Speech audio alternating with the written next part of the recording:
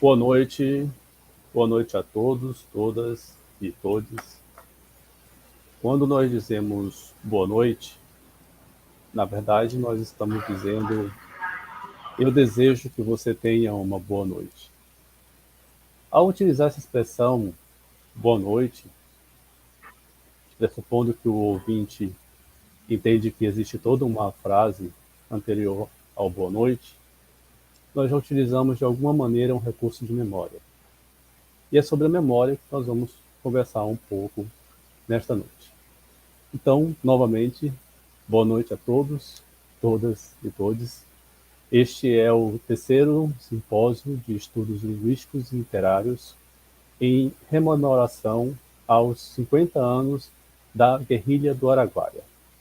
A Guerrilha do Araguaia foi um evento que aconteceu na região do sul e sudeste do Pará, parte do Maranhão e parte do então estado do Goiás, hoje estado do Tocantins. Durante todos esses dias, nossos convidados, em 5 mesas de debate, em 5 simpósios temáticos, mais de 70 comunicações orais, se dedicaram a conversar um pouco sobre a sua experiência, sobre o seu aprendizado, sobre estudos e pesquisas relacionados à guerrilha do Araguaia e também a outros eventos catastróficos e outros eventos de barbárie, porque na geografia mundial da barbárie, o episódio, o massacre da guerrilha do Araguaia é um entre tantos que, infelizmente, acontece com frequência, não só por essas pragas do Pará, do Maranhão e do Tocantins, como a gente pode encontrar, por exemplo, no levantamento feito pela Comissão Pastoral da Terra. Este evento, o terceiro simpósio de estudos linguísticos literários, é uma ação do Procad Amazônia, um projeto de cooperação técnica entre 3 universidades públicas, gratuitas, de qualidade, e especialmente dos programas de pós-graduação, mestrado e doutorado em letras, linguística e literatura.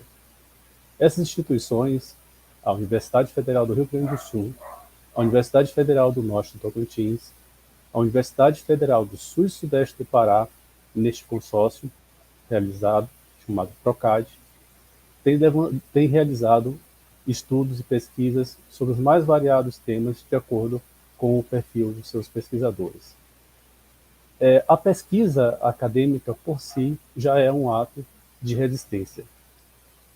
No momento de político tão adverso como o nosso, pesquisar, fazer ciência é um ato de resistência, é um ato contra a barbárie e um ato contra todos esses processos que se dizem civilizatórios e que, no final das contas, ficam acachapando a pesquisa e tornando o trabalho do cientista, o trabalho do cientista de todas as áreas, em algo banal, no meio de tanta fake news, de tanta desinformação, de tanta maneira diferente de desqualificar um projeto, uma pesquisa que se faz.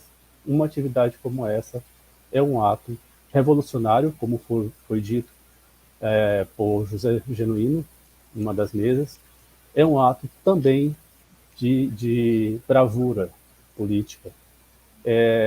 Falar sobre o Araguaia, falar sobre os problemas que existem nessa região é duplamente complicado. Como disse Paulinho Fonteles, né, discutir a ditadura militar no Brasil é algo bastante complicado.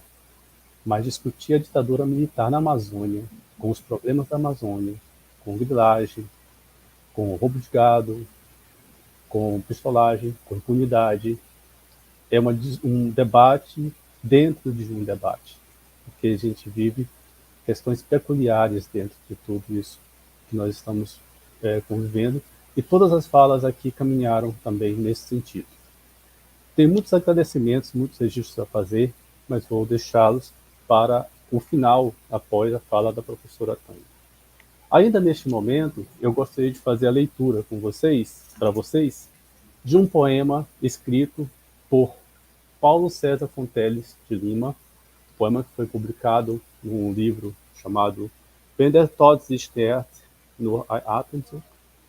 É um livro com um título em alemão, mas o título tem poemas em português escritos por Paulo Fonteles e traduzidos para o alemão, que, para se ter uma ideia do quanto é necessário o testemunho, necessário o trabalho de memória nessa região, é inimaginável, e eu não consigo uma justificativa para isso, a publicação do livro de um militante da região, um militante histórico da região, se dá por uma editora que não é brasileira, para se ter uma noção do quanto a necessidade de testemunho e o quanto a fuga desse testemunho pelo silêncio, pelo cuidado ou por qualquer outros motivos, impede que muitas vezes algumas ações sejam realizadas na própria região.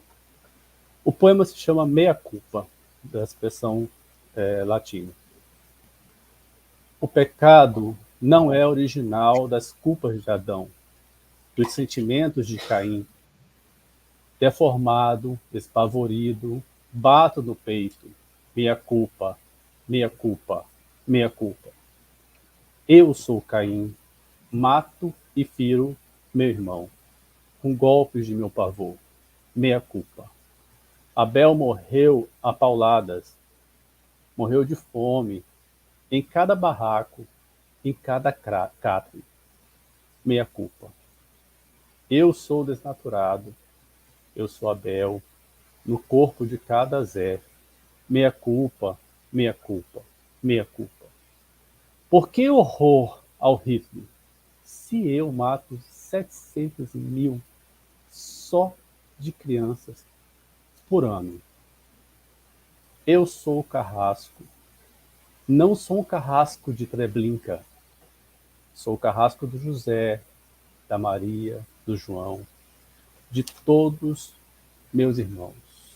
Gott versagt meine Einst. Deus perdoe os meus dedos. Paulo César Fonteles de Lima. Com as palavras de Paulo Fonteles, eu declaro aberto essa sessão de encerramento do Terceiro Ciel e gostaria de convidar agora para dividir, compartilhar o espaço da tela comigo, a professora Tânia Sarmento Pantoja, que gentilmente, carinhosamente aceitou o convite para fazer essa conferência de encerramento. Eu fico muito feliz por tê-la aqui por vários motivos. E para apresentá-la, eu vou fazer uma pequena leitura do seu currículo. Está bastante sintetizado, gente, vocês não imaginam. Então, a professora Tânia Sarmento Pantoja possui graduação em Letras pela Universidade Federal do Pará, 1995. Fez o mestrado em Letras na Universidade Federal de Pernambuco, 99. Doutorado em Estudos Literários pela Universidade Estadual Paulista Júlio de Mesquita Filho, 2005. É docente do ensino superior, é a professora associada 4 da Universidade Federal do Pará. Ela atua na graduação e na pós-graduação. Possui experiências na área de letras, com ênfase em narrativas de resistência, produzidas no século XX e XXI.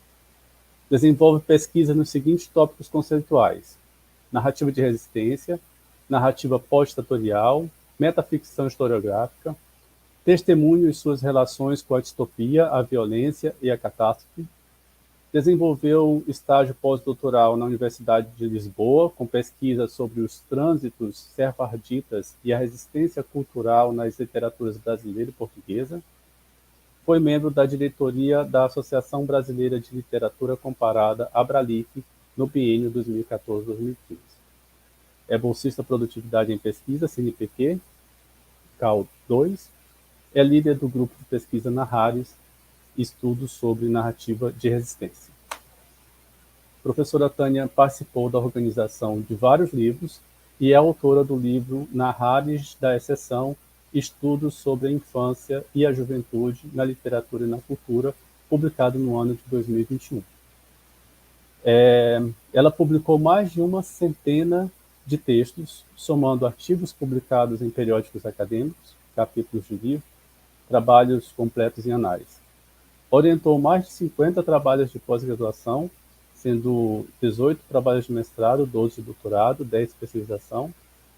Orientou, entre trabalhos de IC e de iniciação científica, 110 trabalhos aproximadamente. Um deles foi o meu trabalho de iniciação científica.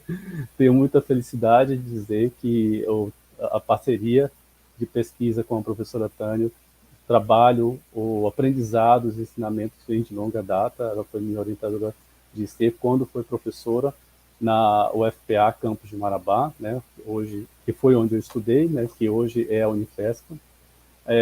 Durante algum tempo, nós compartilhamos também liderança de grupo de pesquisa anterior ao Nahares, o nome já não me ocorre, mas aconteceu esse compartilhamento também. O Nahares é um grupo de pesquisa bastante profícuo, abriga muitos pesquisadores e que também é um grupo de pesquisa do qual já derivou outros grupos de pesquisa, e eu gostaria muitíssimo de deixar isso registrado.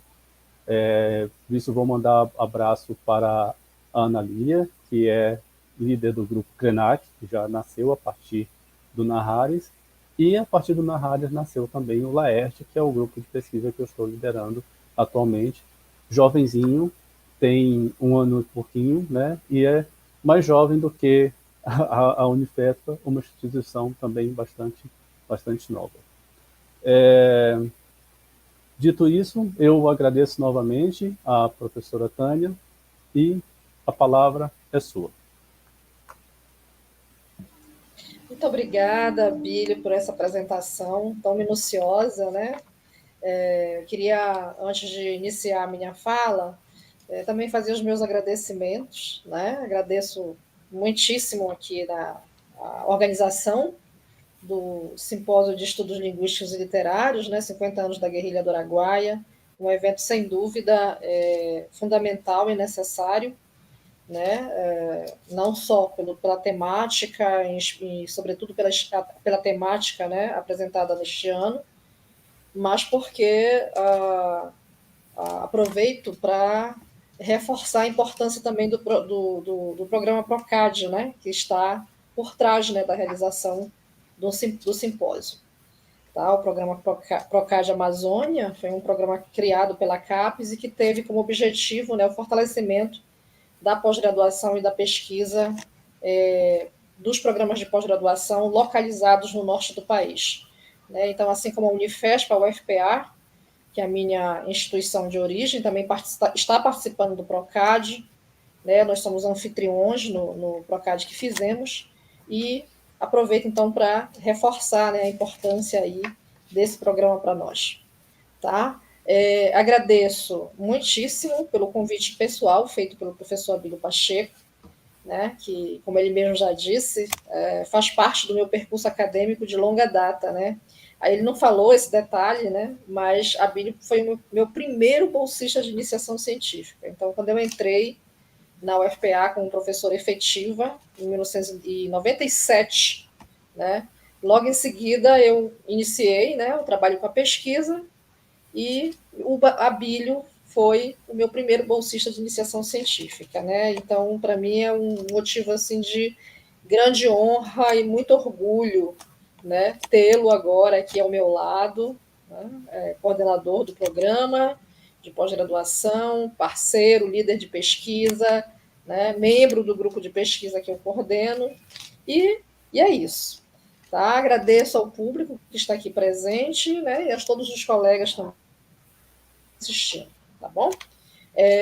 Eu vou passar agora, então, para a apresentação, e eu organizei para apresentar para vocês um texto, considerando, né, a temática da mesa, literatura e memória. Então, eu trago para vocês um texto em que eu vou tentar apresentar algumas reflexões, né, partindo dessa relação entre literatura e memória, e é um texto que apresenta também uma análise do romance As Cores da Meia-Noite, né, do escritor João Loureiro. Tá? Então, eu vou passar agora a leitura.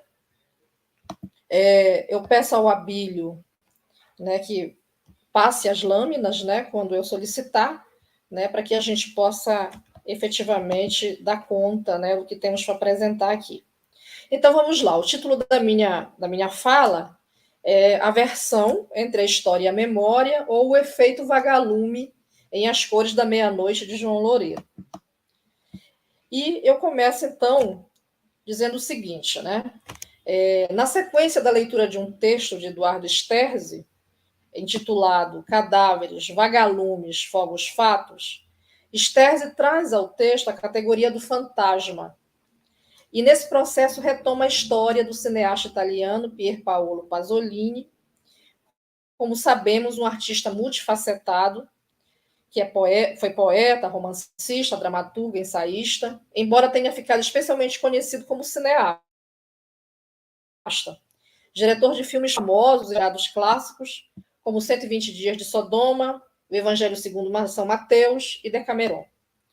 Pasolini foi assassinado em 1975, num crime que a princípio parecia o que hoje chamamos de crime de gênero, uma vez que Pasolini era assumidamente gay e seu suposto assassino, um garoto de programa a quem convidou para dar um passeio, e era seu acompanhante no momento do crime. Tá? E esse acompanhante declarou tê-lo matado no segmento de uma discussão resultante de assédio. Entretanto, após ter sido julgado, condenado e ter cumprido sua pena, o assassino mudou boa parte do que havia relatado na primeira versão dos fatos, a que constava dos autos do inquérito, ao afirmar que não matou Pasolini e que confessou o crime porque foi obrigado a isso sob ameaças feitas por policiais que o prenderam. Segundo o jornal Diário de Notícias de Portugal, ao noticiar em 2010 sobre a morte do suposto assassino de Pasolini, e aí eu cito agora o texto da notícia, né, desse jornal, o regime italiano, dominado pela democracia cristã, definiu o caso como um assunto entre homossexuais. Estava a pedi-las, disse à época Giulio Andreotti, né, chefe do governo italiano nesse período. Após essa reviravolta, novas investigações apontaram que o crime pode ter sido cometido por razões muito diferentes daquelas extraídas no inquérito. Além disso, atualmente, há diversos documentos de domínio público que desautorizam a versão apresentada na sentença judicial. Esses documentos deixam claro que, além do crime ter sido executado por várias pessoas, foi por razões políticas. De acordo com a nova versão, o acompanhante e o cineasta estavam estacionados quando surgiram 3 homens que agrediram brutalmente até a morte o cineasta, chamando-lhe de paneleiro e porco comunista. Depois ameaçaram o rapaz, dizendo a ele que sabiam onde viviam seus familiares e que, se revelasse a verdade, seus familiares também seriam mortos. Após isso, desapareceram na noite. Pelosi, foi o suposto primeiro assassino indicado pelo inquérito, desesperado, meteu-se no carro e fugiu, atropelando sem querer o cadáver de Pasolini. Depois, as suspeitas viraram-se para um criminoso conhecido como Johnny Ditano e para os irmãos Borsellino, 2 extremistas cilicianos de direita, num grupo infiltrado pela polícia. E foi assim que o assassinato de Pasolini deixou de ser uma história de crime comum, passando a possibilidade de ser um crime político. E por que um crime político? Na véspera de sua morte, Pasolini havia se reunido em Estocolmo com outros cineastas, dentre os quais Ingmar Bergman, na ocasião havia dado mais uma plástica sobre como via a situação política da Itália, um país mergulhado em visões e princípios totalitários naquele período. Além disso, Pasolini havia causado intensa polêmica ao escrever e publicar em um jornal local vários artigos que denunciavam as conexões do Partido Democrata Cristão com a máfia e suas ligações com o terrorismo neofascista, apoiado pelo Serviço Secreto Italiano e com ramificações dentro da polícia, com ações que envolviam desde atentados à bomba até a explosão de um trem em Milão. Este partido de viés ultradireitista dominava a Itália à época, e 15 anos depois do assassinato de Pasolini, foi alvo de uma gigantesca investigação por corrupção, quando praticamente todo o seu quadro foi preso e respondeu por diversas acusações.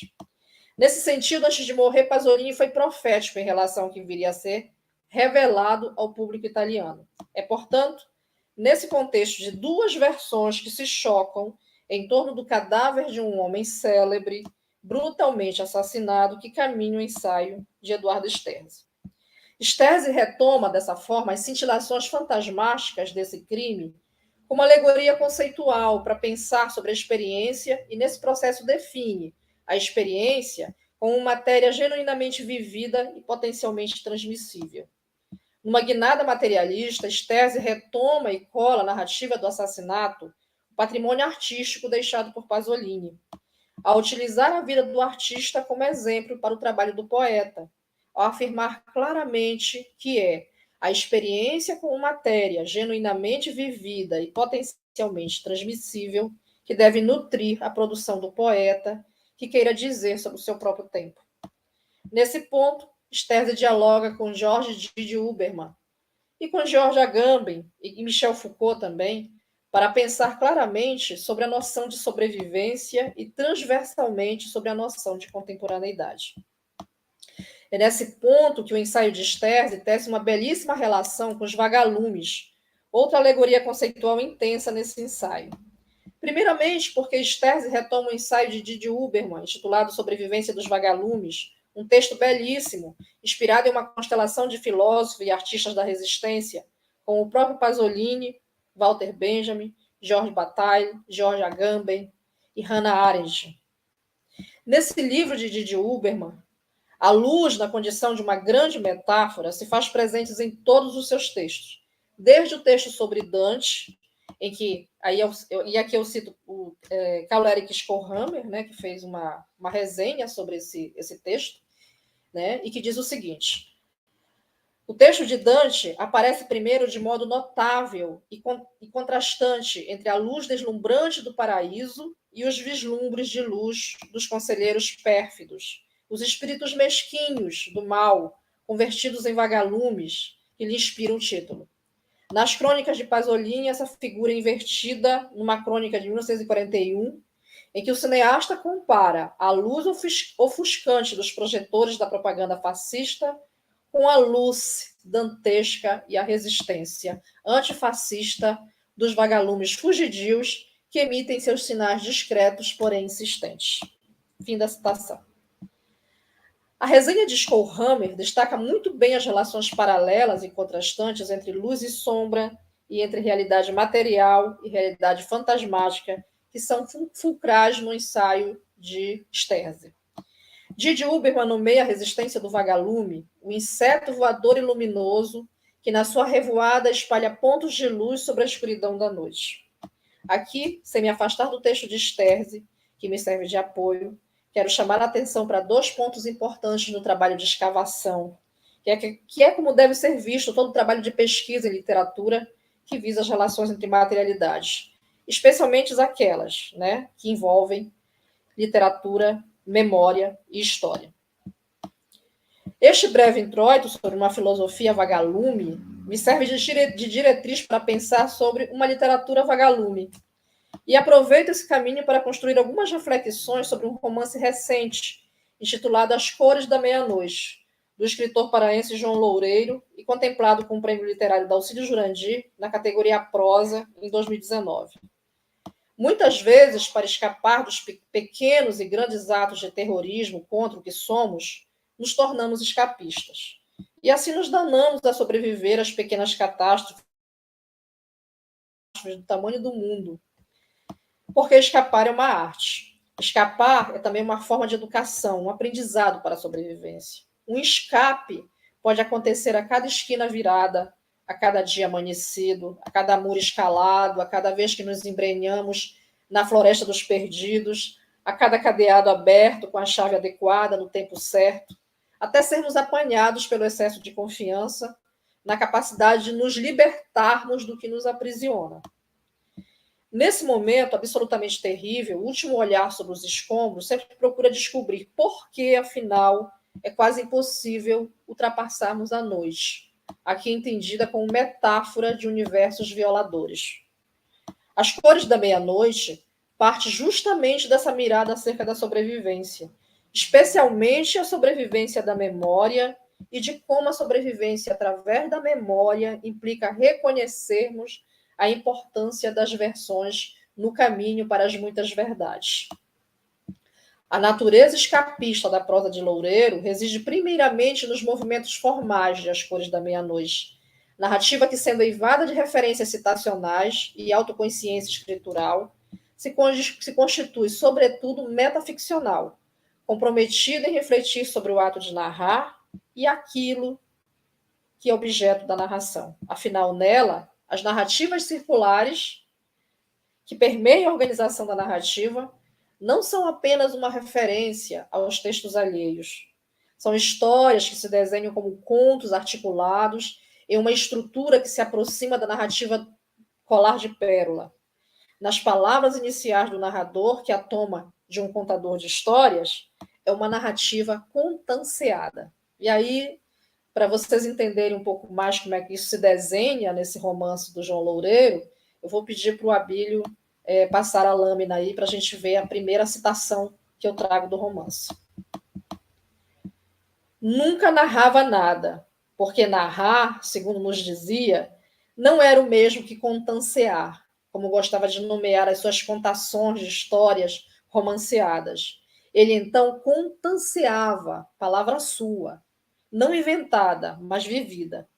Saboreava cada palavra cuspida na atmosfera perdida das luzes da praça da cidade. Gostava de contancear, como se todos os seres humanos do mundo fossem tão somente ouvintes dele, daquela voz que nascera com o dom amaldiçoado de contar o que não deveria ser contado, mas apenas sentido ou respirado pelo presente, antes de tornar-se palavra presa à finitude irreversível do passado. Fim da citação. Ao penetrar na narrativa, o leitor encontra também um verdadeiro bosque da ficção, um emaranhado de referências e alusões intertextualizantes, oriundas da literatura, da música, das artes plásticas, da história da Amazônia, da história da ditadura na Amazônia, da história da guerrilha, da crítica literária, da crítica de arte e até da história de vida do próprio escritor, João Loureiro. Só essas alusões, né, as alusões feitas, né, a partir da residualidade autobiográfica, já daria outra palestra sobre esse romance. Que se avolumam e vão e voltam no texto e estão coladas à estrutura circular das várias histórias e seus protagonistas e servem de conexão entre essas várias histórias. Entendo que esta é a forma de As Cores da Meia-Noite escapar ao simplismo mimético, apresentando-se como narrativa urobórica que se desenha no limiar entre os gêneros ficcionais e entre a história e a ficção. É desse modo narrativa que pensa os limites da narrativa, que se move por entre lugares intertextuais, entre lugares formais, pois estabelece-se na fronteira entre o testemunho, o depoimento, o conto, o romance, entre lugares que, no jogo linguístico, entre o desvio e o desviado, oferecem sempre um lugar para resistir, um lugar para se escapar das inquisições, mesmo que seja por entre os caminhos que se bifurcam e que se atravessam, mas cujo porto é sempre um lugar insular. A densa e penumbrosa floresta amazônica e a cidade fictícia de Mangal adentro, que está no início e no fim de tudo. Nesses termos, vale destacar que as narrativas circulares que compõem As Cores da Meia-Noite se organizam por conta da inserção inovadora de dois paradigmas oriundos de linguísticos e com pouca inserção na ficção literária. O paradigma da narrativa colar de pérolas e a estratégia do crossover. A narrativa colar de pérolas é bastante conhecida no âmbito do game design. Nesse paradigma, há uma narrativa virtual mais ampla que vai se desenvolvendo escalonadamente, colada aos elementos em comum e presente nos relatos encadeados. No texto de Loureiro, espaço e personagem serão os elementos aglutinadores que servirão para integrar esses relatos, assim como as referências temporais e intertextuais nos títulos e a divisão do conjunto em duas partes, antes da meia-noite e depois da meia-noite. Na economia ficcional, cada relato funciona como um ponto de intersecção, ao mesmo tempo que também se constitui como um choque point, que aproxima e estreita o contato entre os personagens, mas cada ponto de intersecção possui autonomia relativamente às referências de tempo e espaço e pode resolver seus conflitos de maneira independente, embora estes afetem de alguma forma os outros relatos. Outro aspecto a ser destacado nessa organização narrativa, e muito presente na produção de Loureiro, é que a sequência dramática não se altera, independente de qual seja a narrativa escolhida pelo leitor para iniciar a imersão no conjunto. Em As Cores da Meia-Noite, o efeito de interação se torna ainda mais efetivo, porque Loureiro traz para a sua obra o fundamento da mescla igualmente buscada no manuseio do crossover, paradigma oriundo das narrativas transmediáticas. O espaço das narrativas que compõem As Cores da Meia-Noite é um dos principais definidores da mescla, pois repercute o cenário amazônico. O resultado disso tudo não é apenas a comunicabilidade interativa, que joga com a replicagem das saborosas prequelas cinematográficas que lhe servem de referência. É a surpresa de vermos uma Amazônia sem os ufanismos líquidos e verdes, que vem a escrita em tons pastéis, uma Amazônia cinza, portanto consumida pela violência, pelas queimadas avistadas de longe, pela vida precária e por uma aturdida melancolia. No âmbito temático, as narrativas refletem sobre a integridade, ou pelo menos sobre a busca dela, na medida em que nos falam de como nos tornamos desconstituídos diante do mundo dos absurdos. As Cores da Meia-Noite tem igualmente a memória como fundamento para especular, sobretudo sobre as relações entre lembrar e esquecer, adequar e desintegrar. Afinal, lembrar de tudo é perigoso, como pensa Gessé, o Caronte amazônida, protagonista de Mangal Adentro. Lembrar de tudo nos torna fantasmas. Entretanto, se lembrar de tudo convoca a desintegração e nos empurra paradoxalmente para o risco da fantasmagoria, então é preciso pelo menos lembrar de muitos, e esses muitos se tornam versões do mesmo. Esse mote faz As Cores da Meia-Noite ser também uma narrativa sobre a repetição, também sobre a insistência em sobreviver. Nela, a repetição está para a catástrofe e a insistência é o que nutre o desvio dos resistentes e sobreviventes. Os relatos de As Cores da Meia-Noite também nos falam das muitas resistências, mesmo quando disfarçadas de desistência. E a economia urobórica certamente nos permite uma mirada aérea sobre esses movimentos especulativos. Desse modo, não é escusado afirmar que em As Cores da Meia-Noite há o que chamam de efeito vagalume. A tarefa é infindável de refletir sobre as formas de escapar da caverna, de contornar a acefalia que permeia certas existências. Os vagalumes, aliás, se fazem presentes no texto, como pontos de luz. Eles são as cores que pululam no escuro.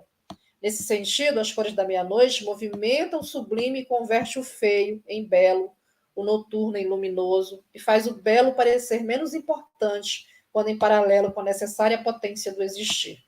Assim, nada deixa de significar, como o nome da jovem que não gosta de contar estrelas, Cândida Eulália, porque as associa à solidão humana, que no fim não é solidão, mas a absoluta incapacidade do ser humano de abdicar do egoísmo. Esse egoísmo que nos condena a sermos como os vagalumes, insetos sedentos de luz, eternos condenados à caverna, de onde de vez em quando, por conta de um feixe de energia, a bater na superfície de um espelho e que nos choca os olhos, conquistamos a oportunidade de escapar para a iluminação, ainda que por breves momentos. Muito sarcasticamente, não há pó de pirlim-pim-pim no universo arruinado da Sininho Loririana. Uma travesti que, como tantas, é objeto da violência física e simbólica e é apenas compreendida por seu irmão Inácio. Eu peço para o Abílio passar novamente aí a lâmina do PowerPoint para a gente ler a citação, né, e entendermos essa relação intertextual, inclusive, entre a história da travesti Sininho, do romance do João Loureiro, né, e todas as referências literárias e cinematográficas que tem o universo de Peter Pan, né, como protagonismo. Eu passo, então, aqui a citação do romance. O resto da tarde passou sem novidades para Inácio. Depois que o irmão se foi, ele apenas dormiu, sem sonhos. Quando acordou, pensou que aquele dia santo já havia passado. No entanto, a longa noite lhe recordaria seus medos. Os pais desaparecidos, a avó reclusa, o irmão mais novo morto, a procissão, o barco das ofertas e João, seu irmão sobrevivente, travestido de sininho, com aquela luz que irradiava alegria, parecendo mesmo a personagem de Peter Pan. Com um certo tom entre orgulho e inveja, imaginou João descendo a ladeira da Rua do Cais, toda deslumbrante, vestida de sininho e segura de si mesma, imune aos males daquele mundo no qual viviam. Fim da citação. Ou talvez o pó de pirlim-pim-pim sejam as cinzas que restam do corpo carbonizado de sininho, junto aos corpos de outras como ela, ou esteja por trás das desaparições perpetradas pela ditadura provincial, tão presente na narrativa desse romance. Mas essa é uma ficção noturna, quitônica, diriam os mitólogos mais fenomenologistas. Nesse âmbito, podemos encontrar na escrita de Loureiro uma espécie de energia que impulsiona a sobrevivência. No meio do caminho, o leitor pode pensar que resta uma esperança, ou seria um devaneio. De quê? De que nem toda resistência está perdida, de que nem todos os resistentes tenham sucumbido, que estejam se multiplicando no mangal, onde desembarcam os passageiros da bem-vinda à canoa do Gessé. Também um pessimismo avassalador associado a uma evidência perturbadora, a morte da história, representada pelo fogo, que em diferentes temporalidades no romance é providencial na tarefa de destruir informação e, com ela, o conhecimento. Por esse motivo, incêndios queimam documentos, lugares e pessoas. Como neste trecho, em que a narrativa joga com a recompostagem do real. Eu peço novamente ao Abílio que, por favor, coloque a lâmina, né, mais uma vez, para a gente ver aqui a citação do romance. Os depoimentos transcritos e adaptados na forma deste texto foram extraídos dos autos do processo número 2319/19 da comarca de Mangal Adentro, encontrado nos arquivos da delegacia do município, pertencente à macro-região de Terra Salgada. Os mesmos foram reunidos aqui pelo escritor e professor Dr. João Fausto, pesquisador da Universidade Federal do Pará, que pretende analisar o caso para a manutenção histórica do célebre e trágico incêndio que aconteceu na cidade de Mangal Adentro durante os anos da ditadura provincial. As informações transcritas abaixo não são de total responsabilidade de seus depoentes, ainda que estejam baseadas em suas falas, mas são fruto de uma livre adaptação de depoimentos retirados dos autos do processo, no afã de entender a terrível realidade dos fatos. Informação anexada aos depoimentos originais em 30 de novembro de 2052. Fim da citação. O manuseio do tempo e da memória é um convite a essa especulação, pois onde a história falta, a memória opera, possibilitando que as verdades sejam reconstituídas, ainda que na forma de versões, e ainda que no tempo futuro. Por isso, o tempo de As Cores da Meia-Noite também é urobórico. Por isso, as temporalidades representadas não são lineares. Por isso, as referências temporais e históricas oscilam entre o passado, o presente e o futuro, para dizer que no fim está o começo, e que no começo de tudo está a pulsão destrutiva que retorna com a fogueira inquisitorial, que reúne todos os tempos, a incinerar todos os desviados, mas que mesmo mortos temem sobreviver. Obrigada por me ouvirem.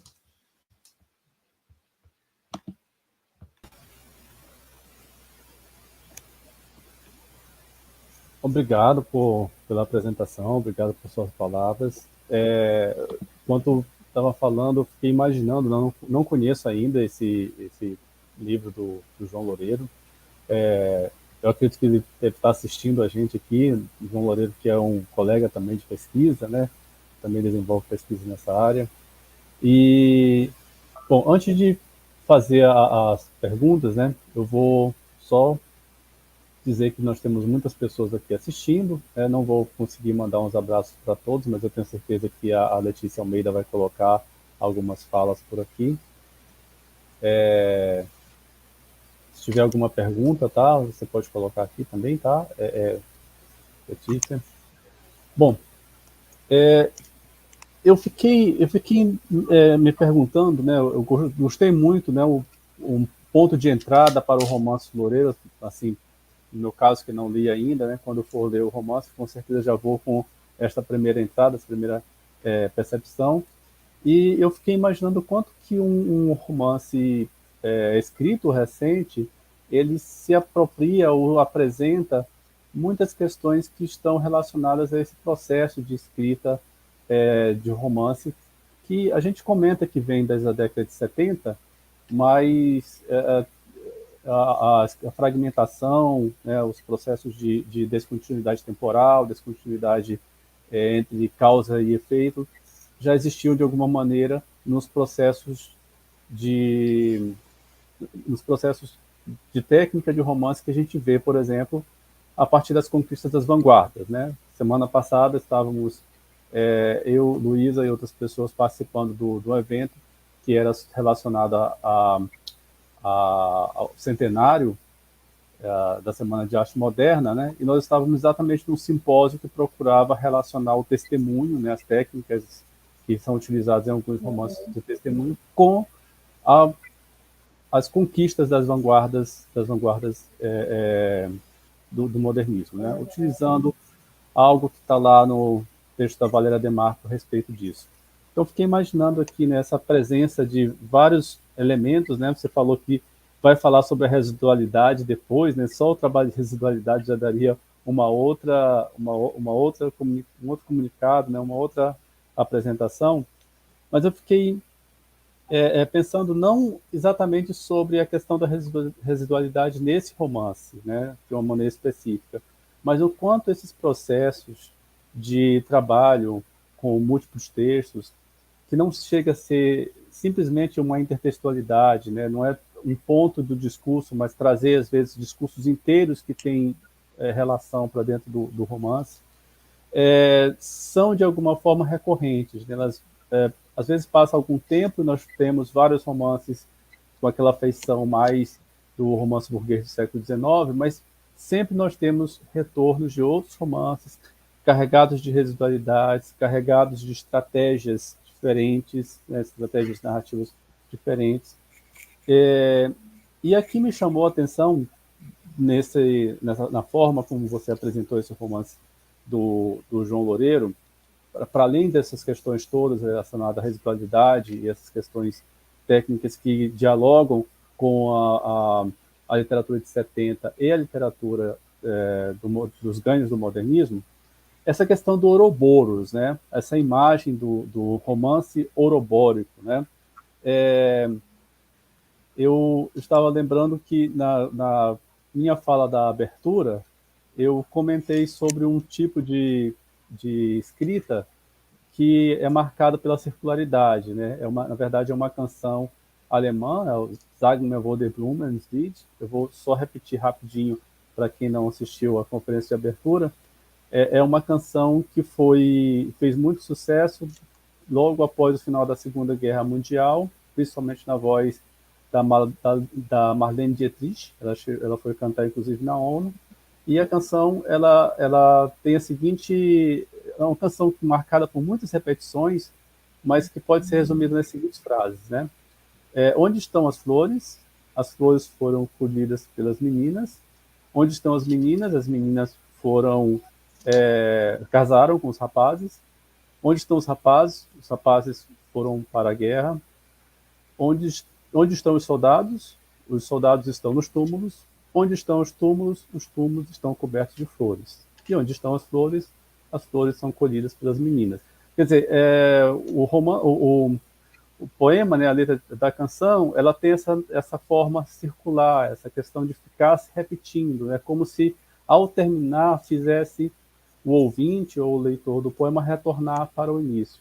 Então, eu pensando nessa questão do Ouroboros, de tempos e de espaços, nesse romance do João Loureiro, mas também como uma coisa que tem a ver com uma reflexão sobre as questões políticas, autoritárias, totalitárias, de violência institucional, de terrorismo de Estado, de violência simbólica, de violência física contra as mais variadas populações, como no caso do romance do João Loureiro, que é um caso específico relacionado à população LGBTQIA+. Então, fiquei me perguntando, eu queria, com essa fala, ser apenas um provocador de diálogo sobre o quanto essas narrativas que antes eram narrativas orgânicas, com início, meio e fim, depois se tornaram narrativas com final aberto, né, romances abertos, como vai chamar o Humberto Eco, novela aberta, e agora a gente passa a ter esse tipo de narrativa que parece história sem fim, né? Parece aquela provocação que tem da brincadeira com criança, né? Do divino de novo, né? Não sei se vocês também conhecem essa brincadeira, né? Que a gente pergunta, diz para uma criança que tem dois cachorrinhos, né? O divino e o de novo, né? O divino morreu, quem ficou? De novo. Aí a gente começa, né? Era uma vez dos cachorrinhos. Então parece que a gente está o tempo todo com essas narrativas, né? Preso dentro de um processo de circularidade sem fim, né? Seja a história dos dois cachorrinhos, seja a canção alemã, Onde Estão as Flores, seja no romance de João Loureiro, seja em outros romances, até o romance Benjamin, de Chico Buarque, começa com a última frase que está no romance, né? Também é uma questão de circularidade Ouroboros. Então são essas provocações aqui que eu fiquei imaginando o quanto que isso pode ter de... Até um processo também que é musical, que nós uma vez conversamos sobre isso, né? Que é o ritornello, né? Que também vai estar como um elemento conceitual em Félix Guattari, né? Que é esse processo também ligado à repetição. O quanto isso tem de alegórico para nós que vivemos um pós-século catastrófico e parece que deles ainda não saímos, né? Como vai dizer Hobsbawm, né? Nós ainda não entramos no século XXI, ainda estamos dentro de um processo de circularidade que tem a ver com os elementos catastróficos, violentos, de barbárie do século XX. Bom, falei muito para fazer uma pergunta muito pequena, mas é porque eu senti vontade de ficar acrescentando elementos visuais, inclusive, narrativos, né, para poder pensar nessa ideia do Ouroboros que tem em João Loureiro e em outras narrativas contemporâneas. Ok, Abílio, olha, adorei a tua pergunta longa. É uma pergunta pequena, mas com introito longo, né?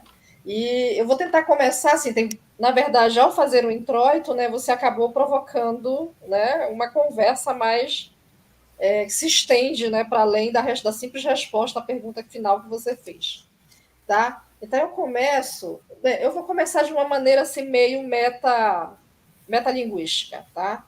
Eu começo falando um pouco de como eu pensei, né, a montagem dessa fala para esse evento. Inicialmente, eu pretendia falar sobre um paradigma, né, que a gente começa a observar, né, presente, inclusive já no âmbito da crítica literária, tá?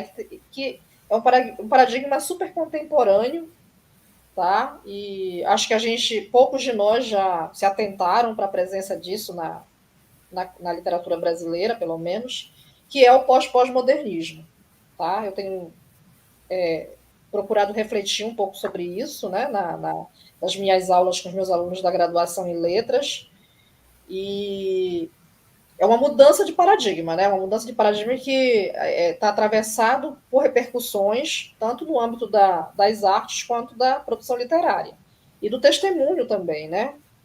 Porque você sai de um paradigma pós-modernista, que é tudo isso aí que você colocou no introito da tua fala, né? Ou seja, uma narrativa profundamente marcada, né, por estratégias e procedimentos literários muito e pelas vanguardas, principalmente, né? E é daí que vem essas estruturas estranhas, né? Muito fragmentadas em alguns exemplos, muito entremeadas, né? Pela ausência de limite entre gêneros, por exemplo, né? Muito cheias de residualidades, né? E que o são por conta principalmente de um paradigma, né? Que consensualmente nós chamamos de pós-modernismo, de certa maneira, né? Só que agora, nesse momento, já começa a se desenhar um novo paradigma, que é o pós-pós-modernismo, que vem, de certa maneira, instaurar, né, voltar, né, ao que era antes do pós-modernismo e volta a instaurar uma narrativa que se aproxima das narrativas mais clássicas, né, ou seja, né, aquele texto, né, mais com início, meio e fim, mais linear, né, as temáticas, e nesse sentido é uma coisa que vai implicar bastante sobre o que a gente conhece da teoria do testemunho, né, porque as temáticas elas deixam de ser, né, ligadas à narrativa de um sujeito que narra, né, uma experiência traumática, mas o faz não só a partir daquilo que viveu como indivíduo, como sujeito, mas também como um membro de uma coletividade, né? E no pós-modernismo isso deixa de ser importante, porque o que vai importar é a individualidade, né? As experiências comuns, né, do dia a dia, né, é a transcendência, né, das situações dolorosas, entende? Então, vejam que é um paradigma, assim, que de certa maneira vem confrontar tudo isso que a gente tem observado, né, tanto no âmbito da produção literária e artística, quanto no âmbito da crítica que acompanha, tá? Então, o primeiro aspecto que eu queria destacar era isso, né? Mas aí eu acabei desistindo porque achei que talvez eu precisasse trazer alguns exemplos, né, da produção literária que no momento eu ainda não tenho, tá? Para mostrar para o público, né? Como é que isso está funcionando, como é que isso está dando. E mesmo que já exista alguns artigos, né? Se você procurar, né, no Google Scholar, por exemplo, você vai encontrar já alguns artigos e entrevistas de escritores brasileiros que já fazem referência a esse novo paradigma. Tá bom? Muito bem, vamos lá. A questão dessa narrativa circular, né? Você estava falando, dando alguns exemplos. Eu lembrei, por exemplo, do Nove Noites, né, do Bernardo Carvalho, que também Sim, é um pouco assim, né? É um é. livro que eu gosto bastante. Aliás, tá, vários romances do Bernardo Carvalho, né, que também caminham por essa estrutura, né, circular, Uhum. urobórica. Mas eu queria te dizer assim, esse romance do João Loureiro, ele, nesse sentido, ele constrói um paralelo, né, em uma espécie de, como é que eu diria, similitude, né, com esses romances todos que você citou e há vários outros que, por exemplo, a festa também do Ivan Ângelo, né? Sim. Aliás, quando eu li a primeira vez o romance do João Loureiro, e eu li assim, em primeira mão, porque ele me convidou para prefaciar o romance, inclusive, na primeira edição do romance, né? Quando eu li a primeira vez, eu lembrei imediatamente do romance A Festa, do Ivan Ângelo, né? Que foi considerado um romance paradigmático, né, do romance pós-ditatorial brasileiro, com todas as fragmentações e uma intensa intertextualidade, né, com a matéria histórica, né, e tudo mais. Então, me lembrou bastante. Mas o que eu quero te dizer é o seguinte: essa estrutura de circularidade no romance do João Loureiro ela é extremamente complexa. Ela se dá em vários níveis, entendeu? Ela não é uma coisa assim. Ela é urobórica, mas para construir esse efeito de Ouroboro, né, e ao mesmo tempo aquele efeito vagalume, né, de que eu falei lá no texto, né, ele opera em vários âmbitos, né, essa circularidade. Então, ela é circular, porque ela não é uma história única que está sendo contada, ela é um conjunto de pequenas histórias, por isso a estrutura do colar de pérola, né, como se fosse cada história contada fosse uma conta, né, uma pérola do colar, que é o texto maior, né? Então elas se conectam, né? O trabalho citacional tem essa função na narrativa, né? Essas histórias que dialogam entre elas, né? Só depois, quando você termina o romance, é que você consegue perceber que todas elas estão ligadas, né? Que nós não, na verdade, nós não estamos sozinhos, né? Tudo que acontece com o nosso vizinho, de certa forma, também nos afeta. De certa maneira, é isso que essa circularidade também nos coloca como interpretação. Tá entendendo? Então, tudo que acontece de ruim e de bom, né, com os outros também nos afetam de alguma maneira. Tá? E essa afetação, ela não se dá só na relação no presente, né? Ela se repete com uma estrutura circular por todas as temporalidades. E é interessante isso, porque como é que o romance dá esse efeito, né? Ele trabalha com o passado, com o presente, inclusive um presente recente, né? Um passado longínquo, um passado recente, um presente presente, um presente recente e um presente que vai para o futuro, né? E aí, nesse sentido, também tem um diálogo da narrativa com a ficção científica também, né? Porque projeta essa mesma estrutura da repetição para o futuro, né? E aí eu tenho duas leituras disso, né? Uma formal e a outra especulativa, né? A primeira, né, que daria no âmbito formal, né, é que essa organização da economia narrativa, ela nos faz pensar que está ligado a um ponto, né, a um aspecto muito predominante na filosofia da resistência contemporânea, né, da ideia de que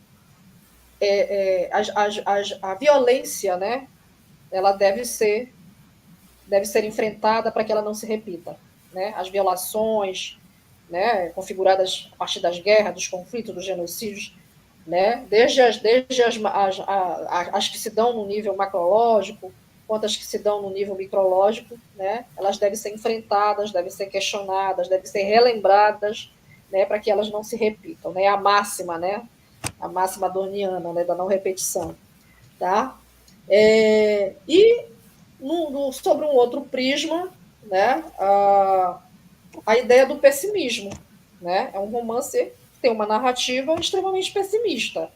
Porque, como você bem observou, né, a impressão que dá é que a gente não consegue sair dessa circularidade. A gente não consegue romper com essa circularidade porque a gente não consegue enfrentar, né, a face violenta da nossa história ao ponto de revertê-la, tá? Ou de pelo menos ressignificá-la.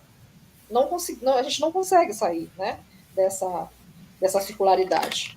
Né? Então, nesse sentido, ao projetar a narrativa para o futuro, né, a partir dessa mirada pela via da ficção científica também, né, que também é agregada, né, o paradigma da ficção científica também é agregado, né, na constituição da narrativa.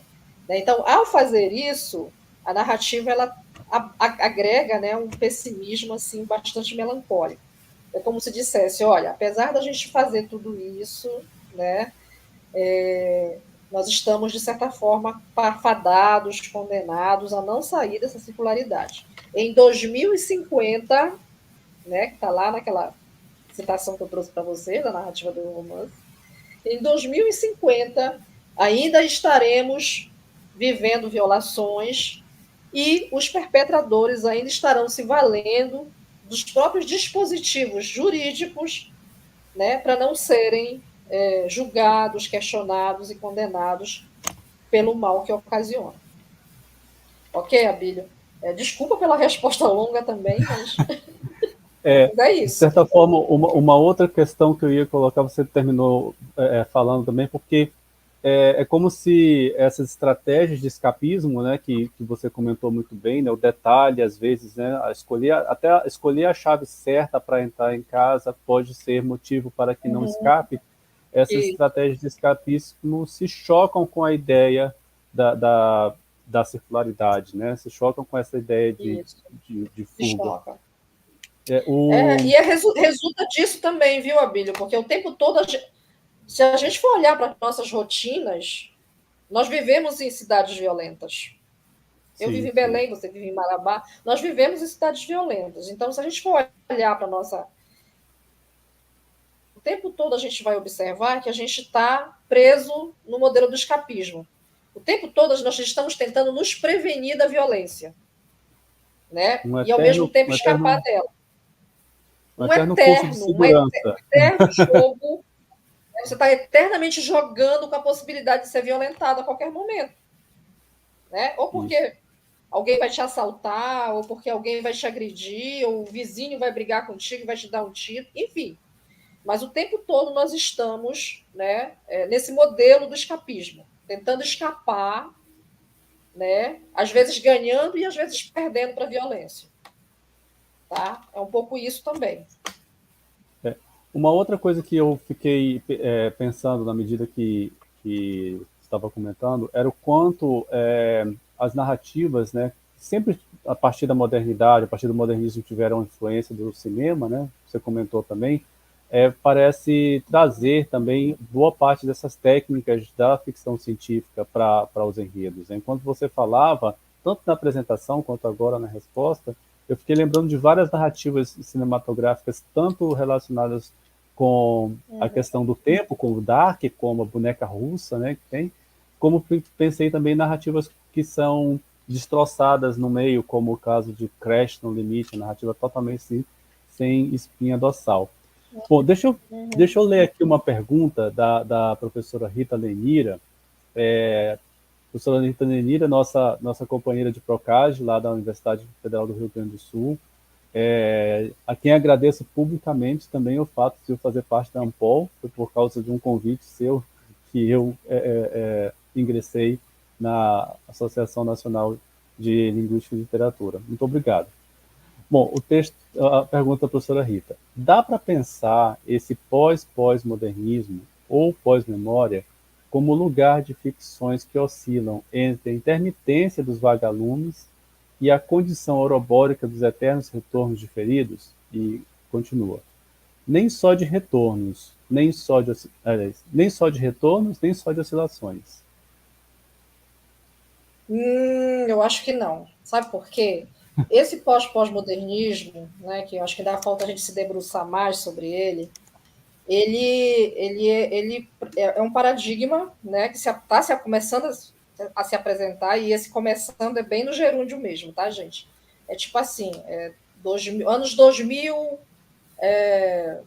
anos 2000 para cá, né? Vem aos poucos, paulatinamente, né, havendo como é que eu diria, pequenas intervenções, né, ligadas a esse novo paradigma que está sendo chamado provisoriamente de pós-modernismo. Tá? E esse pós-modernismo ele se apresenta como uma espécie de reação ao pós-modernismo.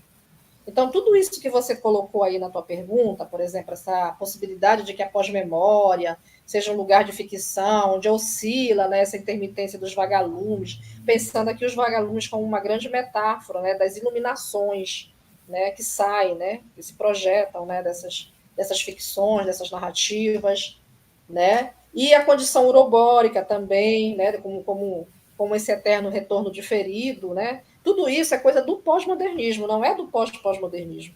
Porque o pós-modernismo, principalmente o de matiz norte-americana, que é o que está, de certa maneira, começando a se projetar, a ganhar, né, espaço, inclusive dentro da crítica literária, né, ele é muito conservador. Ele tem um caráter muito conservador. Né? Ele prega, por exemplo, um retorno ao formalismo, ele prega, por exemplo, um retorno à linearidade da narrativa, ele prega um retorno da autonomia do texto literário sobre outros gêneros e outras formas. Né? Então, em outras palavras, como se dissesse, olha, gente, a partir de agora, não misturem mais romance com conto, com testemunho, tá? Que é o que faz aí o romance do João Loureiro, inclusive. Tá? Então não misturem mais. A partir de agora, conto é conto, romance é romance, testemunho é testemunho. Tá? Outra coisa também que a gente já observou, né, que já começa a aparecer dentro, né, da retórica do pós-modernismo, tá? É uma espécie de, como é que eu diria? Uma espécie de inclinação, tá, a uma ideologia neoliberal. Então, por exemplo, né, nada de narradores que falem das suas dores, mas que se coloquem também como sujeitos dentro de um determinado coletivo. Tá? Então, agora o que importa são as experiências individuais, rotineiras, comuns, o que importa é a transcendência do sofrimento, né? Tudo conquistado pelo indivíduo sozinho, sem ajuda de ninguém. Tá? Então, é um pouco por aí. Então, é nesse sentido que eu digo que há um caráter conservador tá? Na retórica do pós-modernismo, na forma como ele está se desenhando agora, no seu início. Eu não sei se depois muda, tá? Mas pelo menos agora, né, eu começo a observar isso. Para quem quiser conhecer um pouco mais sobre isso, sobre pós-modernismo, recomendo que leiam o Eric Gans, tá? É um crítico norte-americano, é da nossa área, inclusive, ele é um estudioso oriundo, né, da área de literatura, né, e tem muitos escritos, infelizmente não tem nada dele em português, né, praticamente está tudo em inglês, mas ele é um dos principais pensadores aí desse pós-modernismo de caráter mais conservador, tá? Então é bom que vocês leiam e para a gente começar a dialogar sobre isso. Tá bom? É isso que eu tenho para te dizer. Nossa, isso é muito inquietador, né? Ficar imaginando essa Bastante. Eu tenho mobilização, ficado bastante perturbada com essa, isso. E eu já encontrei, essa, Abílio, me deu trabalho de fazer uma varredura não assim ainda rigorosa, né? Mas uma primeira sim. varredura com o intuito de levar isso para a sala de aula da graduação de letras, né? E já encontrei, por exemplo, entrevistas de escritores contemporâneos, vivos, que estão produzindo, inclusive, e Uhum. que jogam confete já no pós-modernismo, entendeu? Já acham Nossa, bacana esse retorno, né? é. A uma, digamos assim, uma conservação da autonomia do texto literário e tudo É. mais, né? E Olha, também eu vou alguns críticos. fazer, eu vou fazer aqui o que o Walter Benjamin me diz, né? Vou ligar o meu alerta de incêndio, viu? Para que eu não ficar dando palco Isso, demais para essa isso gente. também, né? Ligar o A alerta de gente incêndio. ligar o alerta de incêndio. E como a gente fala de alerta de incêndio, né? Luminosidade, fogo, claridade, eu vou voltar para alguns pontos que eu fui capturando na sua fala sobre o romance do João Loureiro, porque elas vão ter relação com essas duas grandes questões que nós falamos aqui, além da questão técnica, né? A questão do escapismo e da circularidade, né? O quanto parece estar a pessoa está presa nas próprias cordas do ringue de boxe, né? Mas aí eu percebi assim que dentro de todo esse processo, né, existe uma quantidade significativa de elementos ligados à luz dentro do romance, né? O romance que vai se chamar As Uhum, Cores da Meia-Noite, que você vai utilizar a metáfora, a alegoria dos vagalumes para interpretar, tem a questão do fogo, né, queimando os livros, tem a personagem que é a Cândida Eulália, que ela se recusa a contar estrelas, né? Tem essa metáfora do sininho, também novamente a questão da luz e da luminosidade. Eu fiquei imaginando que tipo de dimensão alegórica existe uhum, para essa presença de tantas luzes num romance uhum. em que tem esse embate, esse autoembate entre o escapismo e a prisão, a circularidade, né? E é, bom, era isso. Eu estava tentando trazer Adorno de novo, vou deixar Adorno quietinho arrancando dele. Tá bom. Realmente, né? O romance todo. Por isso eu resolvi fazer essa relação também, né? Com os vagalumes aí, né? Dessa filosofia vagalume aí que eu chamo. E o tempo todo, né? O romance é todo eivado, todo cheio, né? De luzes, né? E essa presença da luz, ela não se dá só pela presença do próprio vagalume, que tem uma cena lindíssima, eu acabei não colocando no slide, mas tem uma cena muito bonita no romance, né, dos vagalumes numa praça, né, que aparece para Cândida Eulália, que é uma personagem bem interessante, bem complexa no romance. Tá? Ela é uma jovem muito, como é que eu diria, muito questionadora, muito suspeitosa de tudo, né? E a própria presença dela já é uma forma de iluminação no romance, digamos assim. Tá? É ao mesmo tempo muito pessimista também. E tem essa cena muito bonita dos vagalumes na praça, iluminando a noite, né? E, e toda hora há realmente essa cintilação, por exemplo, a Sininho, né? Que é a travesti, né? Que nasceu com o nome de João, né? E que se torna Sininho. Né? Aquela coisa deslumbrante, maravilhosa, né? E a própria morte dela, né? Porque ela acaba morrendo num incêndio provocado por razões de discriminação, né? Há um baile, né? E o local onde está ocorrendo esse baile acaba sendo incendiado né? E vários travestis acabam morrendo, tá? E a própria fogueira, né? O próprio incêndio também pode ser tem né, essa coisa da provocação, né? Se pensar sobre a luz, né? Não só a luz que ilumina, mas também a luz da Inquisição, a luz que queima, né? Então, eu acho que é por aí, tá? Eu acho que você tem toda a razão quando você nota, inclusive na fala, a presença dessa luz, tá bom? Tá ótimo, então agradeço muitíssimo, né, a vontade de ficar dialogando mais e fazendo perguntas e comentários. Eu senti quase que uma frase do Ítalo Calvino no final das Cidades Invisíveis, né? Às vezes precisamos nos convencer que nós estamos no inferno e que precisamos procurar meios de ficar felizes, mesmo estando num local não muito favorável, né, em situações muito adversas. Né? O finalzinho das Cidades Invisíveis tem esse comentário do Ítalo Calvino. Né? Bom, eu agradeço muitíssimo. Acho que antes de agradecer, eu posso pedir para você fazer as considerações finais, né, e depois eu faço o encerramento de hoje, né, o encerramento também do Terceiro Ciel. O evento. Tá certo. Olha, gente, eu espero, né, que a fala possa ter trazido, né, essa possibilidade de uma leitura, né, atual, né, bem atual mesmo, né, dessas relações entre literatura e memória, né?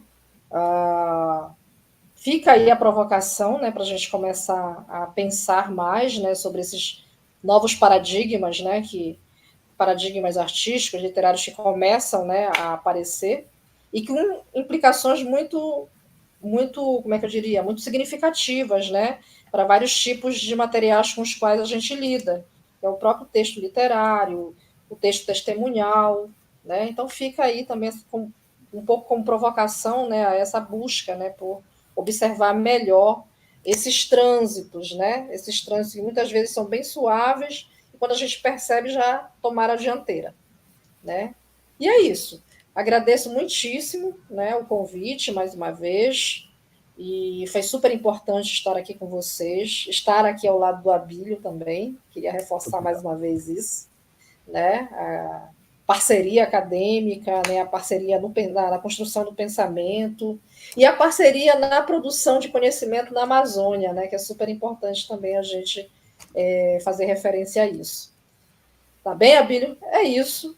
E agradeço também ao público, né, que ficou até agora nos ouvindo, né, e pensando junto com a gente tudo isso. Tá? Isso. É isso. Obrigada. Obrigado, professora Tânia. Eu queria também dizer que eu esqueci de falar isso no início da noite, né? Eu não sei de que maneira nós nos equivocamos em relação à questão do horário, mas que bom que foi à noite. Eu acho que o público até ficou, alcançamos uma quantidade maior de pessoas por estar sendo agora. Bom, este foi, né, o terceiro simpósio de estudos linguísticos literários em homenagem e rememoração aos 50 anos da guerrilha do Araguaia, em relação a outros eventos catastróficos, atos de barbárie que acontecem, que podem ter acontecido, né, que possam acontecer, lamentavelmente, como diz a professora Maurício Caneban, infelizmente a gente está fadado que aconteça novamente. Ela cita vários outros exemplos depois de Auschwitz. Né?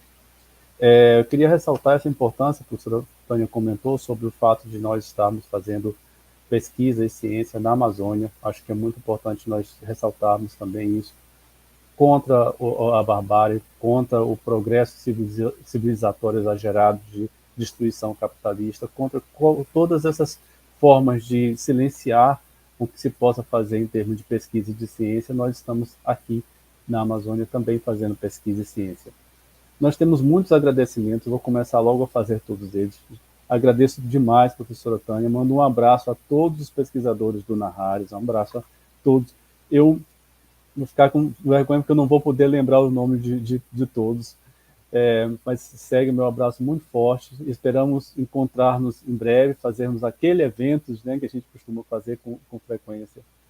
E aqui do simpósio eu gostaria de começar agradecendo a comissão de monitoria, que ajudou bastante durante os simpósios, Evelyn Cristina, Diego Rodrigo, Valerie Carolina, Sâmia Regina, Luiz Henrique, Rejane César, Vanessa Pereira.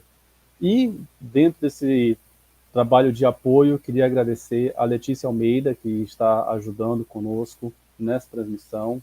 Muito obrigado, Letícia. Obrigado por seu trabalho, inclusive agora à noite. Não estava nos seus planos, mas que bom que você conseguiu estar para nos ajudar também. Mandar um abraço aos organizadores de simpósio temático, que foi muito importante nós termos tantas pessoas apresentando trabalhos, comunicações. Foram mais de 70 comunicações, mais de 100 pessoas, né, no simpósio temático, porque algumas comunicações eram em coautoria. Então, agradeço a Ayrton Souza, Ana Lúcia, César Alexandre Sagrilo, Sinara Antunes, Irande Souza, Janete Silva, João de Deus, Kelly Pacheco, Moisés Pereira, Nilceia Valdini, Nilza Brito Ribeiro. São as pessoas que estiveram nas organizações do simpósio. Queria agradecer muitíssimo ao reitor da UFNT, Universidade Federal do Norte Tocantins, que esteve conosco na abertura. Muito obrigado por ter nos dado apoio, ter dado apoio à UFNT, que é quem na prática, embora seja um evento virtual, mas na prática quem está sediando este evento é a UFNT. Um abraço muito grande ao professor Nathaniel Araújo, que é o vice-reitor da UFNT, que esteve muitas vezes, em vários momentos foi possível perceber que ele estava no chat, conversando, interagindo. Muito obrigado. Tomara que dê tudo certo para em breve nós nos conhecermos, né, em Araguaína. Um abraço para Lia Testa, que fez uma intervenção artística muito bonita, que ela fez uma intervenção relacionada com as questões ligadas ao modernismo, ao avanço do modernismo, mas também dialogou bastante com algumas questões nossas em relação a este evento. Um abraço também à professora Milane Moreira, coordenadora do curso de Letras, Língua Portuguesa e Língua Estrangeira da Federal do Norte Tocantins, que esteve presente muitas vezes e, pelo que eu pude ver, incentivou bastante seus alunos a participar deste evento. É muito importante que a gente tenha esse contato com os alunos da graduação, era um evento para todos nós, que bom que aconteceu isso. Gostaria de registrar os nomes das pessoas que compõem a comissão organizadora desse evento. Começar citando o nome do professor Alexandre Silva, o professor Alixa, está um pouco adoentado, mas está se recuperando. Tive a felicidade de conversar com ele esses dias, né, pelo Google Meet, e eu fiquei muito feliz em vê-lo restabelecendo a sua saúde. Nós fazemos todos os votos que ele esteja recuperado o mais breve possível, 100%, para estar trabalhando conosco, dando aula e fazendo arte, que é também algo muito importante. Também faz parte da comissão organizadora a professora Rita Lenira, professora Luísa Helena, professor Márcio Araújo, professor João de Deus, professor João Vitor. Todos eles pertencentes à Unifespa e à Universidade Federal do Norte Tocantins e à Universidade Federal do Rio Grande do Sul, que são as 3 instituições parceiras no Procad Amazônia e que estão, através desse processo de cooperação técnica, não só desenvolvendo este evento, mas fazendo publicação, orientando o trabalho, orientando o TCC, orientando a iniciação científica e em breve, né, publicações de livros também e muitas outras atividades. Fico muito feliz. É uma parceria que vai fortalecer o desenvolvimento da pesquisa na Amazônia e que serve num processo de intercâmbio muito grande entre essas 3 instituições. Eu comentei que foram mais de 70 comunicações orais e mais de 100 pessoas participando dos simpósios temáticos. E também das mesas. Gostaria de agradecer o nome das pessoas que participaram das mesas, né? Não poderia deixar de fazer isso. Abraço, professora Freda Induski, professora Betânia Mariani, professora Nilza Brito, na mesa sobre Memórias da Resistência. Emocionadíssimo ter assistido, fiquei muito feliz de ter assistido. Muitas pessoas, tenho certeza, que se emocionaram. O mediador ficou muito emocionado. né? Então, um abraço para o companheiro José Genuíno, um abraço para Eduardo Reina, para a Sônia Ais. Na outra mesa, nós tivemos um debate sobre as imagens da ditadura com Nayane, com Naurinete, Jaciele, professora Luísa, sobre a literatura nos anos de chumbo. Um abraço, professora Ginha, professora Rita Lemira, professora Euridice Figueiredo, teve a mediação do professor Márcio. E hoje pela manhã, novamente a emoção à tona, e eu queria dizer o quanto eu fiquei muito feliz em ver uma mesa como esta no evento. Além de professor de literatura, pesquisador de literatura, leitor de literatura, eu também me aventuro a escrever algumas coisinhas. E uma coisa que eu sempre senti falta, que eu falava para mim mesmo, que quando eu pudesse, quando eu estivesse à frente de evento, e onde eu pudesse dar opinião, todo evento acadêmico de letras deveria ter uma mesa com escritores, né? Nós precisamos ouvir na academia não só os escritores através dos seus escritos, mas através da sua fala, da sua comunicação, o que eles fizeram, o que eles pensam sobre o que eles viveram.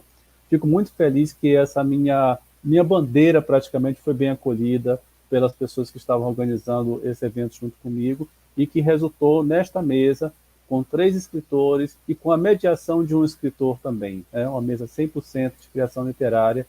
Fiquei muito feliz em ver falar Liliane Hagerbum, muito feliz em rever o professor Janilson Macedo, mesmo apenas pela internet, muito orgulhoso por conhecer o autor Pedro Tierra, alguém que já vai entrar nas minhas leituras, que vou assimilar bastante do que ele falou, reescutá-lo, e muito feliz por ter o escritor, poeta, professor, historiador, formado em letras, egresso da Unifesp, Ayrton Souza, nesse trabalho de mediação.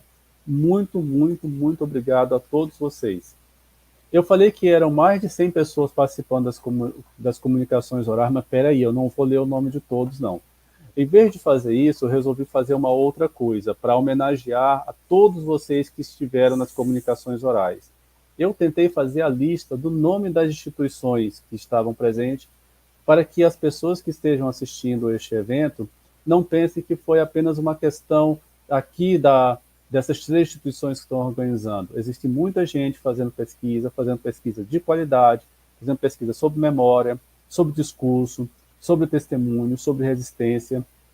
E essas pessoas estão nas mais variadas instituições, além daqueles que participaram da Unifesp, da Federal do Norte Tocantins, da Universidade Federal do Rio Grande do Sul, dos programas de pós-graduação. Teve professor do PDTSA também, não foi apenas o Poslet que participou da Unifesp. Então, eu queria registrar aqui muita gente de iniciação científica participando. Então, um abraço para Instituto Federal do Maranhão, Instituto Federal do Tocantins, Instituto Federal de Alagoas, PUC Minas, SEDUC Tocantins, SEJUSP, UEPA, UEPG, Universidade Estadual de Ponta Grossa, Universidade Federal do Acre, Universidade Federal de Alagoas, Universidade Federal do Ceará, Universidade Federal Fluminense, Universidade Federal de Goiás, Universidade Federal do Maranhão, e um abraço especial para os alunos da pós-graduação em Sociologia, que compareceram também, além dos alunos da graduação em Letras. Um abraço para os professores da UFPA, que compareceram. Um abraço para a Federal de Pernambuco, Federal do Piauí, Federal do Rio Grande do Norte, Federal de Santa Catarina, para a UFSCar, Federal de São Carlos, para o UFT, próxima à Universidade Federal do Norte Tocantins, a Federal do Tocantins também, Unesp de São José do Rio Preto, professores da Unicamp, do Unicentro e da UniOeste. Muito obrigado a todos vocês. Ficamos muito felizes em saber que esse nosso chamado para este evento foi ouvido, foi acolhido, chegou até vocês. Eu queria registrar também, durante muitas vezes eu vi no chat as pessoas se identificando de onde eram, de que cidade eram, de que grupo eram, de que afiliação eram, de que pós-graduação eram. Mas tem uma coisa que eu queria chamar muitíssima atenção para vocês, porque foi algo muito importante no meu processo formativo que eu queria registrar como um abraço e pedir para que vocês avaliem carinhosamente a possibilidade de participar de grupo de pesquisa. Então, um abraço muito grande, e eu vou dizer assim, um abraço do Nahares e do Laerte, do Laboratório de Estudos de Resistência e Testemunho, que participou com muitas pessoas neste evento. Eu, em nome do Laeste, Dona Harris, mando um abraço muito grande para o pessoal do Gesto. Então, foi muito legal ver as pessoas se identificando, dizendo que pertencem a um grupo de pesquisa, né? Conheçam grupos de pesquisa nas instituições de vocês, conversem com professores para saber se eles têm grupo de pesquisa, incentive-os a criar, caso não tenham. Se já existir, por favor, tentem participar. É muito importante estar vinculado a um grupo de pesquisa, não só para um senso de comunidade, mas onde há um processo de troca, de aprendizado absolutamente honesto. Por fim, eu não poderia deixar de dizer uma coisa que ontem me emocionou e me congelou muito, e eu vou só procurar para ler as palavras exatas, para eu não repetir apenas de memória, mas aqueles que assistiram hoje pela manhã ouviram a Liliane Hagrid comentar. Ela disse, né, a mensagem que ela me enviou ontem e que repetiu hoje na mesa pela manhã: nem nos meus sonhos mais ambiciosos achei que um dia iria haver um evento de letras dedicado ao Araguaia. Estou comovida demais com esse fato e achando tudo de verdade ótimo. Vocês estão de parabéns. Eu não sei de que outra maneira encerrar esse evento, a não ser de dizer para a Liliane, não foi um sonho, né? Não foi ambição demais. Nós ficamos muito felizes, eu falo em nome de todos aqueles que estavam na comissão organizadora, ficamos muito felizes em ter organizado este evento. Pretendemos fazer outras coisas a partir deste evento. Deve vir por aí um livro de artigos, um livro com capítulos relacionados às falas que foram proferidas. E, por fim do fim, eu quero dedicar todas essas falas, todas as apresentações, toda a poesia, toda a prosa, todo o trabalho de literatura de pesquisa, tudo que nós fizemos durante esses 3 dias, que é resultado de pesquisas que vêm sendo desenvolvidas há muito tempo, a todas as pessoas que caíram durante a ditadura, a todas as pessoas que estão ainda em busca dos corpos dos seus parentes, de todas aquelas pessoas que estão em busca de desaparecidos políticos.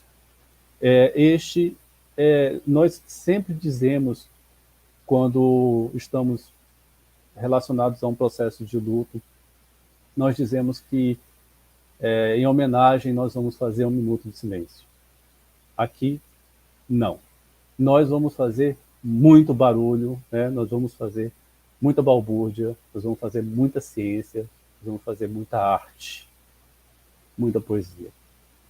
Um abraço para todos vocês. Tchau, muito obrigado e a gente se vê outras vezes.